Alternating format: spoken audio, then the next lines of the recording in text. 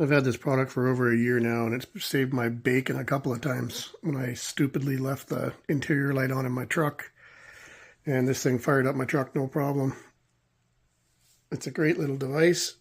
I just simply turn the power on. You can see I've already got it charged, so it's ready to go. It's also got a flashlight in case you're doing this at night.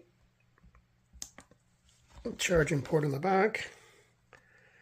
And then you can also charge a USB device as well as boost your car.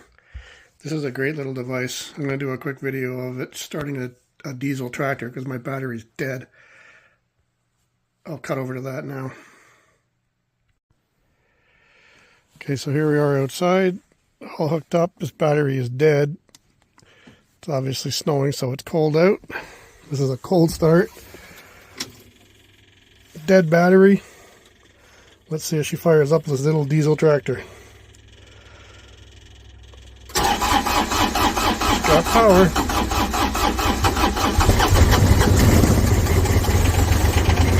Look at that.